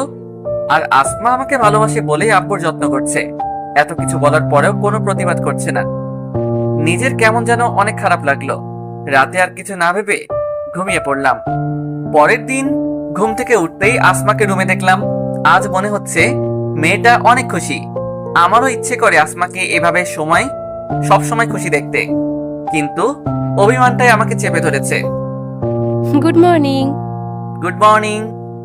বাবা তোমাকে ডাকছে। এত সকালে কেন? বলতে বারণ করেছে। আমার কাছে আসো। বলো। বলো কিসের জন্য আমাকে ডেকেছে? আমি বলতে পারবো না। কেন? আর তুমি বিছানায় বসো। আব্বু বারণ করেছে। এখন বলো কিসের জন্য ডেকেছে। চুল ধরে কথাটা বললাম। সোহান প্লিজ ছাড়ো, ব্যথা লাগছে। আগে বলো কেন ডেকেছে। কি ভেবেছো তুমি যা বলবে আমি সেটাই করব?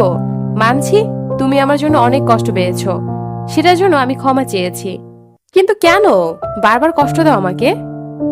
মারলে কেন? সরি। আর চলো, আব্বু ডাকছে। থাক, আগুন জ্বালিয়ে আর পানি ঢালতে হবে না। মানে? তোমার বোঝার বয়স হয়নি, আমি একটু পরে আসছি। আসমা চলে যাওয়ার পর ফ্রেশ হতে বাথরুমে চলে গেলাম। ফ্রেশ হয়ে রুমে এসে ড্রেস পরে নিচে এলাম। নিচে এসে দেখলাম সবাই বসে আছে, সাথে আসমাও। নিচে আসতেই আব্বু বলল, সোহান, আমরা সবাই মিলে একটা ডিসিশন নিয়েছি। এটা অবশ্য তুমি যখন সবাইকে ছেড়ে চলে গিয়েছিলে, তারপরে আমি এটা নিয়ে ভাবতাম। আর গতকাল সবার সাথে কথা বললাম, সবাই এটার জন্য রাজি। কিন্তু আব্বু কিসের সিদ্ধান্তের কথা বলছো? তোমার বিয়ের। কি? হ্যাঁ, আমরা সবাই চাই তোমার আর আসমার বিয়ে হোক। আব্বুর কথা শুনে মাথাটা যেন কাজ করা বন্ধ করে দিল। যে মেয়েটার জন্য পরিবারে এতটা অশান্তি সৃষ্টি হয়েছে, তাকে কিনা আব্বু আমাকে বিয়ে করতে বলছে। মাথাটা মনে হয় অকেজো হয়ে গেল। কি হলো, কথা বলছো না কেন? আব্বু এটা অসম্ভব। কেন অসম্ভব? আমি ওকে বিয়ে করতে পারবো না। কেন পারবি না? আম্মু একটু বোঝার চেষ্টা করো। আমি কোনো কথা শুনতে চাই না। যদি আমাকে খুশি দেখতে চাও, তাহলে আসমাকেই বিয়ে করতে হবে। আর যদি তুমি আসমাকে বিয়ে না করো, তাহলে তোমার সাথে আমি কথা বলা একদম ছেড়ে দেব। আব্বু আমি ওকে কিভাবে? আমি এটা শুনতে চাই না। তুমি এখন এক কথায় উত্তর দিবে, হ্যাঁ অথবা না। আব্বুর এমন কথা শুনে ভয় করতে লাগলো, কারণ কিছুদিন আগেই আব্বুর মৃত্যুর হাত থেকে বেঁচে ফিরেছেন। এখন যদি আবারও বলি আমি ওকে বিয়ে করব না, তাহলে যদি আব্বুকে চিরতরে হারিয়ে ফেলি। আম্মু, ভাইয়া, ভাবির দিকে তাকিয়ে দেখলাম সবাই মুচকি মুচকি আসছে, কারণ তারা আগেই বুঝে গেছেন আব্বুর কথায় আমি না বলবো না। আসমার দিকে চোখ পড়তেই দেখলাম করুণাময় ভাবে তাকিয়ে আছে। সবাইকে এমন খুশি দেখে নিজেরও অনেক ভালো লাগলো। আমার জন্য যদি সবাই খুশি থাকে, তাহলে নিজেকে বিসর্জন দিতে বাধা নেই। কিছু সময় পর আব্বু আবারও বলল, কি হলো, কথা বলছো না কেন? ইয়ে মানে মানে আমি কি মানে করছো? সোজাভাবে কথা বলতে পারো না? আমি রাজি। কি বললে, আবার বলো। আমি রাজি। আলহামদুলিল্লাহ, ঠিক আছে। আগামী মাসের 5 তারিখ তাহলে বিয়ের আয়োজন ঠিক করা যেতে পারে। আব্বু এত দেরি?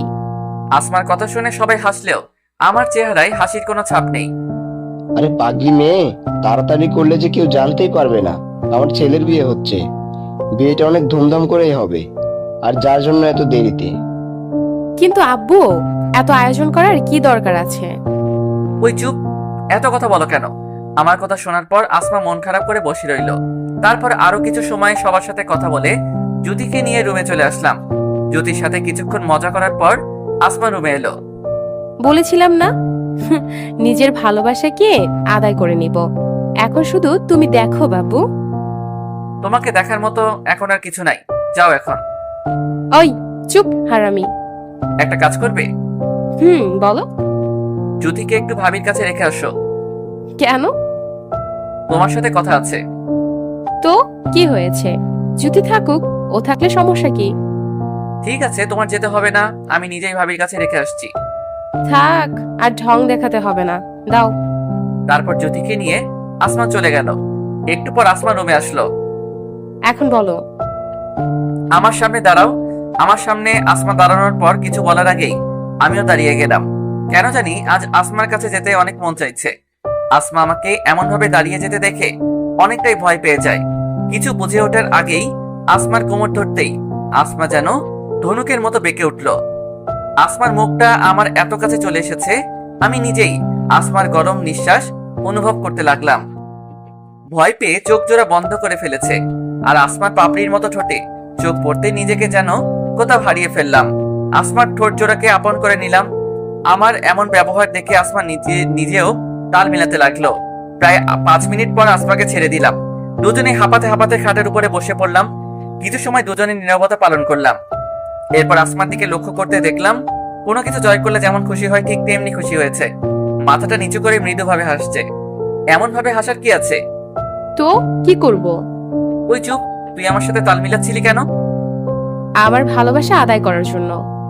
আমি তো ভুলে কিস করে ফেলছি, না হলে তোর মতো মেয়েকে আমি কেন? কেউ কিস করবে না। কি বললি তুই?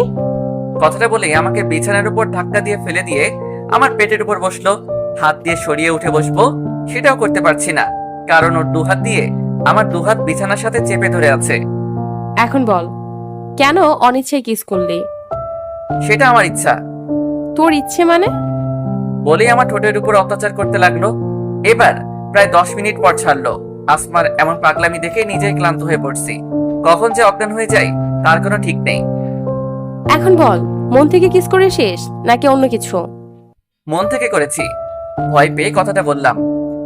আমাকে ভালোবাসিস এখন? না, বাসি না। কি বললি? না মানে বাসি, অনেক ভালোবাসি। Good boy.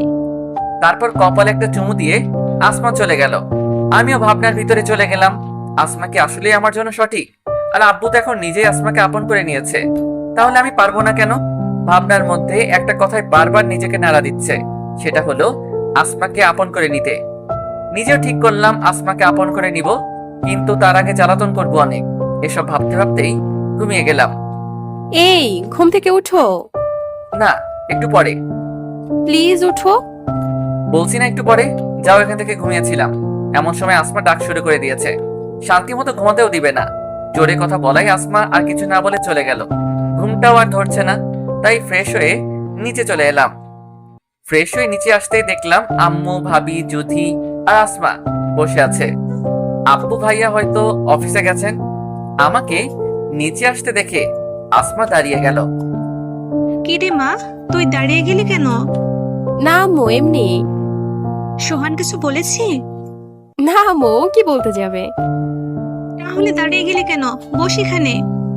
জি আম্মু। আসমা আর আম্মুর এমন কথা শুনে মনটা চাইছিল আসমাকে গলা টিপে মেরে ফেলি। কত ভালোবাসা! এসব কথা মনে মনে ভাবছি, এমন সময় আব্বু বলল, ওই, তুই দাঁড়িয়েছিস কেন?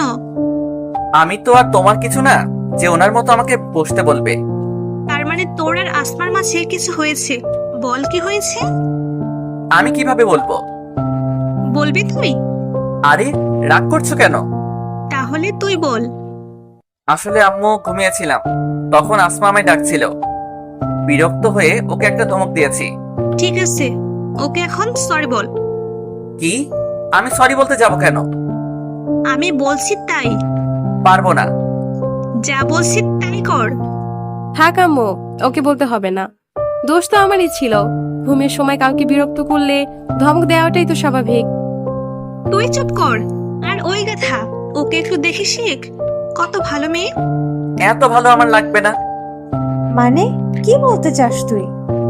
ভাবি তুমি বুঝবা না। কি বুঝবো না আমি শুনি? আমার বোন তোকে ভালোবাসে সেটা বুঝবো না? নাকি আসমা যখন সামান্য একটা ড্রাইভারকে ভালোবাসার জন্য সারাটা রাত কান্না করতো সেটা বুঝবো না? নাকি তোর অনুপস্থিতিতে প্রতিটা রাত জেগে জেগে শুধু তোর জন্য চোখের জল ফেলতো সেটা বুঝবো না? বল, আমাকে বল, আমি কি বুঝবো না? ভাবির কথাগুলো মনে হয় মাথার উপর দিয়ে গেল, কিছুই বুঝতে পারলাম না। কি হলো, চুপ করে আছিস কেন? না এমনি। যুথি আম্মু চলো আমরা খেলা করি। না, যুথি কোথাও যাবে না। ভাবি প্লিজ, আমার এসব কথা বলতে ভালো লাগছে না। যুথিকে আমার কাছে দাও। না, তুই আগে বল, আমি কি বুঝবো না? ও তার মানে তোমার বোনের জন্য তুমি যুথিকে আমার কাছে দিবে না? আমি সেটা বলিনি। ঠিক আছে, লাগবে না আমার কাউকে। আবারও হারিয়ে যাব। এবার হয়তো আর ফিরে আসবো না, দেখে নিও। আর একবার আজে বাজে কথা বললে আমার থেকে খারাপ কেউ হবে না। তুমি আমাকে মারলে কেন? মারতে বেশ করেছে, আর একবার এসব কথা বললে আমিও মারবো।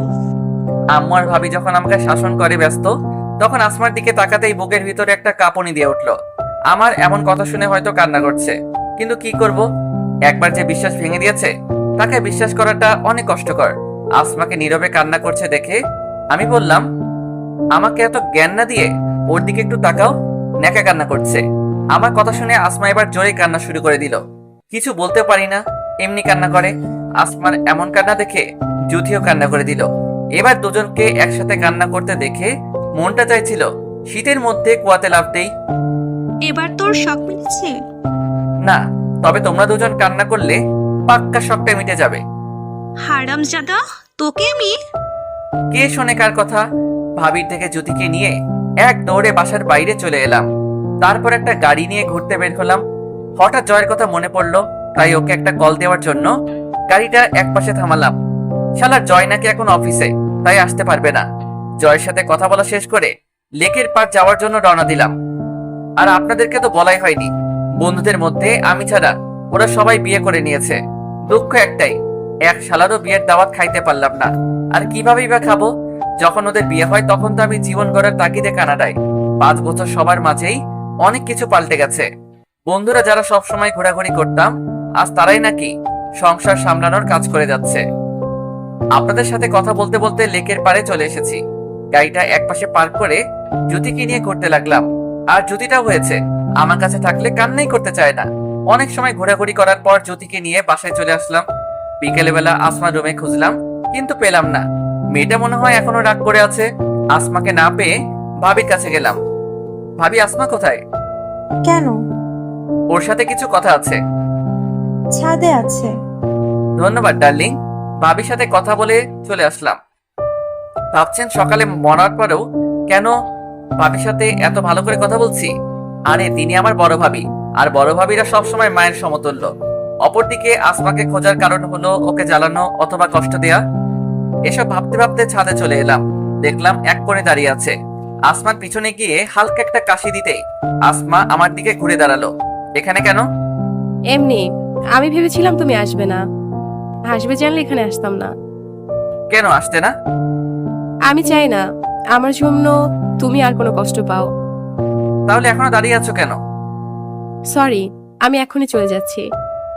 দাঁড়াও, তোমার সাথে কিছু কথা ছিল, কিন্তু বুঝতে পারছি না কিভাবে বলবো। তুমি প্লিজ আমাকে ভুল বুঝো না।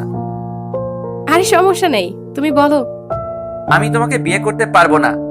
মজা করে কথাটি বললাম, কারণ আমি দেখতে চাই আসমা আমাকে কতটা ভালোবাসে। সরি, একটু ভালো করেই বলো।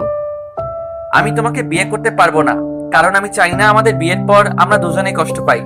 হ্যাঁ, আমি তোমাকে অনেক ভালোবাসতাম, কিন্তু এখন হয়তো আর বাসি না। জানি না তুমি আমার কথাটা কিভাবে নিবে, কিন্তু এটা বলা অনেক জরুরি। তবে আমরা সারা জীবন একটা ভালো বন্ধু হয়ে থাকতে পারি। প্লিজ আমাকে ক্ষমা করে দাও। ছি ছি, তুমি ক্ষমা চাচ্ছ কেন? তোমার তো এখানে কোনো দোষ নেই, সব দোষ তো আমার। আমার নিজেই ভুল হয়েছে আব্বুকে বলা আমাদের বিয়ের কথা। তবে তুমি চিন্তা করো না, আমি আব্বুকে বলে বিয়েটা ভেঙে দিব। আর তোমাকে বিরক্ত করব না। আমি এই বাসা থেকে চলে যাব। আর এতদিন তোমার সাথে খারাপ ব্যবহার করে থাকলে আমাকে ক্ষমা করে দিও।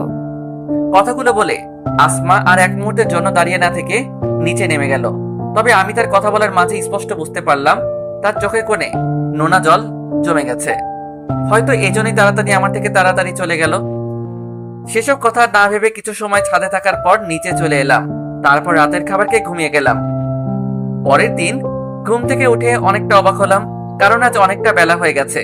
তবে তার থেকে বেশি অবাক হয়েছি আসমা আজ একবারের জন্য ডাকেনি। মনে মনে ঠিক করলাম কিভাবে আসমার থেকে এটা শোধ নেওয়া যায়। কিছু সময় ভাবার পর ফ্রেশ হতে চলে গেলাম। ফ্রেশ হয়ে নিচে আসতে দেখলাম সবাই মন খারাপ করে বসে আছে, কিন্তু আসমাকে কোথাও দেখতে পেলাম না। পরের দিন ঘুম থেকে উঠে অনেকটা অবাক হলাম, কারণ আজ অনেকটা বেলা হয়ে গেছে। তবে তার থেকে বেশি অবাক হয়েছি আসমা আজ একবারের জন্য ডাকেনি। মনে মনে ঠিক করলাম কিভাবে আসমার থেকে এটা শোধ নেওয়া যায়। কিছু সময় ভাবার পর ফ্রেশ হতে চলে গেলাম। ফ্রেশ হয়ে নিচে আসতে দেখলাম সবাই মন খারাপ করে বসে আছে, কিন্তু আসমাকে কোথাও দেখতে পেলাম না। সবার মন খারাপ কেন? কি হলো, কথা বলছো না কেন? তুই আসমাকে কি বলেছিস? আমি আসমাকে কি বলতে যাব? তুই কিছু না বললে মেয়েটা এভাবে হঠাৎ করে এই বাসা ছেড়ে চলে যাবে কেন, সেটাও তোকে না জানিয়ে? কি, আসমা বাসা ছেড়ে চলে গেছে মানে? আজ ভোরবেলা আসমা ওদের বাসায় চলে গেছে। এখন তুই বল ওকে কি বলেছিস? আরে আমি কি বলতে যাব? তুই কিছু জানিস না? আম্মু, আমি সত্যি জানি না। তাহলে আসমা সারাটা রাত তোর রুমে গিয়ে কান্না করলো কেন? ভাবির কথা শুনে অনেক অবাক হলাম, কারণ আমি নিজেও জানি না আসমা আমার রুমে কান্না করেছে। হ্যাঁ, বুঝলাম গতকাল আমি ওকে আজে বাজে কথা বলেছি, তাই বলে ওকে চলে যেতে হবে নাকি? তুমি জানলে কি হবে? রাতে যখন আমি পানি খাওয়ার জন্য বাইরে আসি তখন দেখি তোর রুমের দরজা খোলা। কাছে যেতেই দেখলাম বোনটা আমার তোর পায়ের কাছে মাথা ঠেকিয়ে অঝোর ধারায় চোখের জল ফেলছে। আমি জানি আসমা এসব শুধু তোর জন্য করছে, তাই বলছি কি হয়েছে সেটা বল।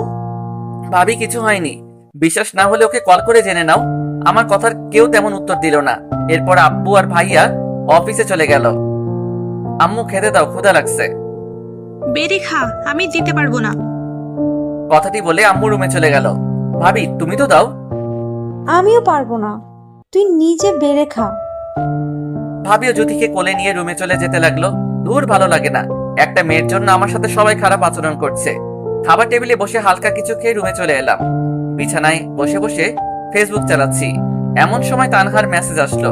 তারপর ওর সাথে কিছুক্ষণ কথা বললাম আর আমার বিয়ের দাওয়াত দিয়ে দিলাম, আর বলে দিলাম শবনমকে সাথে করে নিয়ে আসতে। তারপর আমি অফলাইনে চলে আসলাম। এরই মাঝে 3টা দিন চলে গেল। আসমাকে এখন অনেক মিস করি। অনেক সময় ওর জন্য কষ্ট হয়, কিন্তু কিছুই করার নেই।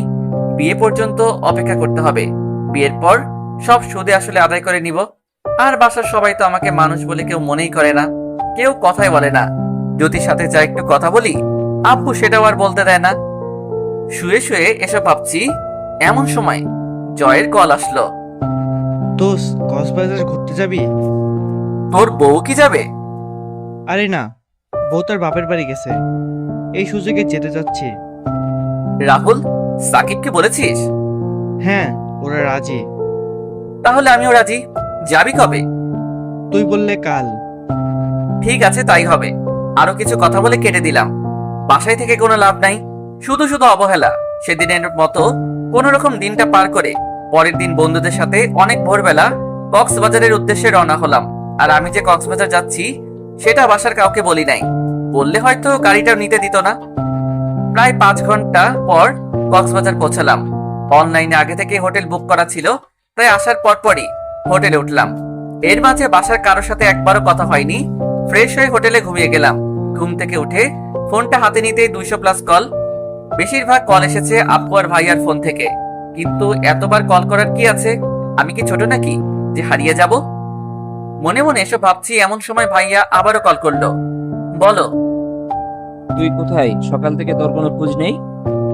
বাসা থেকে চলে এসেছি, মজা করে বললাম। চলে গেছিস মানে? মানে আমি আর ওই বাসায় যাব না। কি আজে বাজে কথা বলছিস? আর আম্মুর সাথে কথা বল। তুই কোথায় এখন? হারিয়ে গেছি। দেখ সোহান, আমাকে রাগাস না বলে দিচ্ছি। বারে, এখন আমি তোমাদের রাগাচ্ছি না? এতদিন যে তোমরা আমাকে অবহেলা করছো, সেগুলো কি হলো? তাই বলে চলে যাবি? প্লিজ বাবা, বাসায় চলে আয় তাড়াতাড়ি। আর আসমা মেয়েটাও তোর জন্য সকাল থেকে পাগলের মতো হয়ে গেছে। তাতে আমার কি? ওর জন্যই তো তোমরা সবাই আমাকে অবহেলা করতে। এখন সবাই ওকে নিয়েই থাকো। কি বলছিস এসব? ঠিকই তো বলছি। তা এবার কোন দেশে গেছিস? আম্মুর সাথে কথা বলছি, এমন সময় আব্বুর কণ্ঠ শুনে এবং এরকম প্রশ্ন শুনে অনেকটা ভয় পেয়ে গেলাম। তার মানে সবাই একসাথে? কি হলো, কথা বলছিস না কেন? না মানে আব্বু, কি মানে করছিস? বল এবার তুই কোন দেশে গেছিস? না ফেরার দেশে। বুঝলাম, কিন্তু তার জন্য কি গাড়ি নিয়ে যেতে হবে? কি? তুমি তোমার গাড়ির জন্য এত বড় কথা বললে? ঠিক আছে, কালকেই তোমার গাড়ি তোমার বাসায় চলে যাবে, আর কখনো আমাকে খুঁজে পাবে না। আর কোনো কথা না বলে কলটা কেটে দিলাম। সামান্য একটা গাড়ির জন্য কথা শুনতে হলো? আগে বিয়েটা হোক, তারপর আসমার থেকে সব সুদে আসলে আদায় করে নিব। কলটা কেটে দেওয়ার পর ফোনটা বন্ধ করে দিলাম। এরপর আর বসে না থেকে ফ্রেশ হয়ে বন্ধুদের সাথে কক্সবাজারের বিকেলের দৃশ্যপট উপভোগ করতে লাগলাম। সত্যি এই সময়টার দৃশ্য মনে গেঁথে যাওয়ার মতো। কিছু সময় ঘোরাঘুরি করার পর আবারও সবাই সন্ধ্যা সূর্যাস্ত দেখতে মনোযোগী হলাম। সে যাই হোক, আরো কিছু সময় বসে থাকার পর হোটেলে চলে এলাম। রাতে বন্ধুরা মিলে এক রুমে বসে আছি, এমন সময় হোটেল ম্যানেজমেন্ট থেকে খাবার দিয়ে গেল। কারণ আমরা অনেক আগে খাবারের অর্ডার দিয়ে রেখেছিলাম। তারপর সবাই মিলে রাতের খাবার খেয়ে ঘুমিয়ে গেলাম। পরের দিন অনেক সকালে ঘুম ভেঙে গেল। কেন জানি না, নিজেরও ভালো লাগছে না। সেই কাল ফোন বন্ধ করেছি, এখনো অন করিনি। তাই ফোনটা অন করলাম। তবে অনেকটা অবাক হলাম, কারণ 200+ মিসড কল। আপনারা ভাবছেন ফোন বন্ধ থাকার পরেও কেন মিস কল দেখা গেল? ফোনে মিস কল অ্যালার্ট চালু করা ছিল। মিস কল গুলোর ভিতরে প্রায় ভাইয়া সবগুলো করেছে।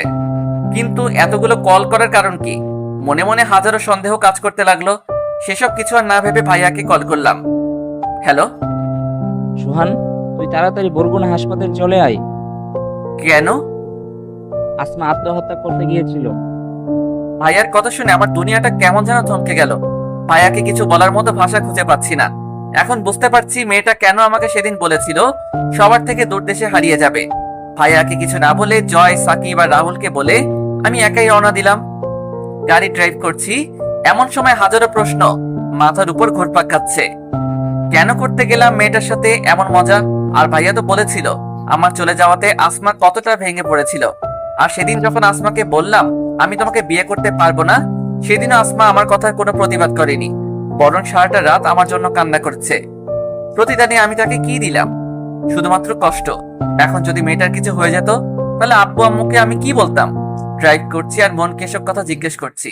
আজ পথটাও যেন অনেক দূর লাগছে, কিছুতেই ফুরাচ্ছে না। গাড়িটা আরো জোরে চালাতে শুরু করলাম। আসমার এমন কথা শুনে ঘুম থেকে উঠে ফ্রেশটাও হতে পারিনি। মনের ভিতরে অনেক ভয় কাজ করছে। অনেকক্ষণ ড্রাইভ করার পর বরগুনা হাসপাতালে পৌঁছালাম। গাড়িটা কোনো রকম পার করে দৌড়ে হাসপাতালের ভিতরে ঢুকলাম।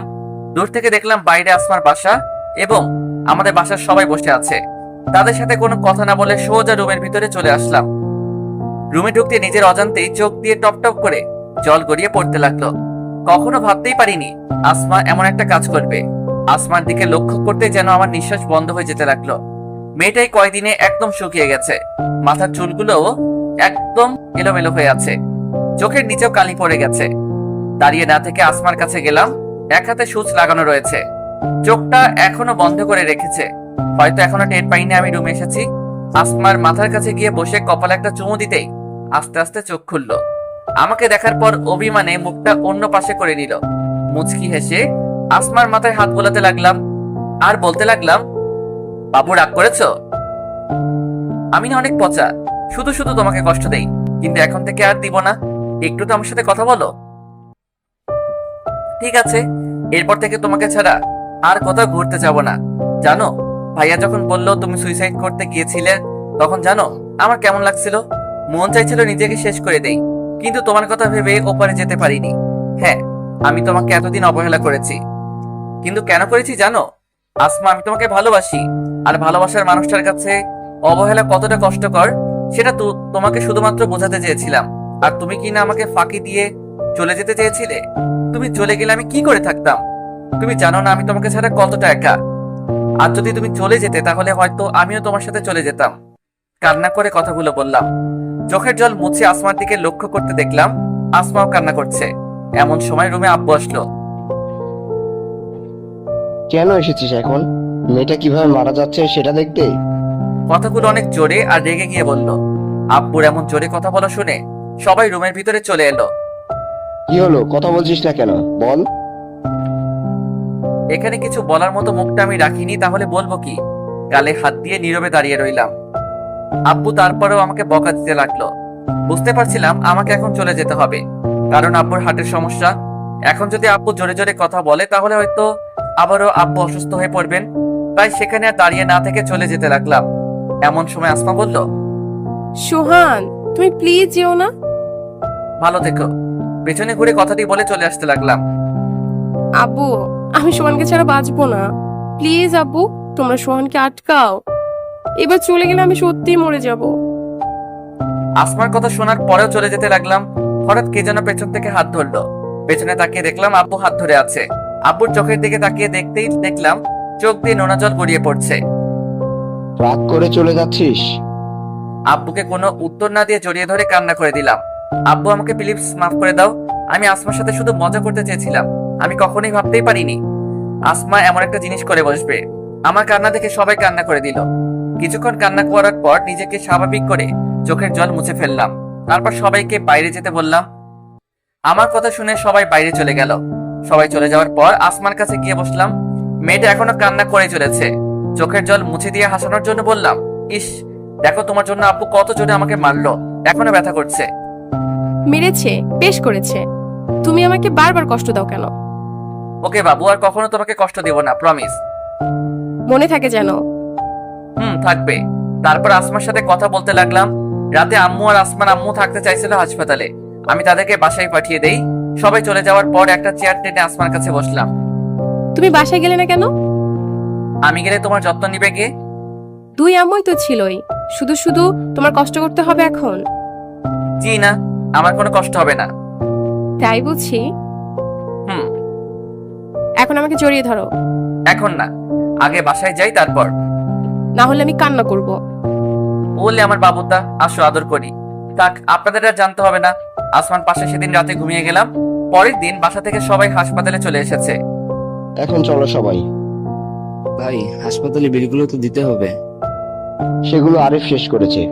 এটা নিয়ে আপনার আর কোনো চিন্তা করতে হবে না। ঠিক আছে, তাহলে আমরা আসমাকে নিয়ে বাসায় যাই। বাসায় মানে? বিয়ে না হওয়া পর্যন্ত আসমা ওই বাসায় থাকবে। আপু, তোমার সাথে কিছু কথা ছিল। হ্যাঁ বলো। আমি তোমাদের সাথে থাকবো। ঠিক আছে তবে। কিন্তু বাবা।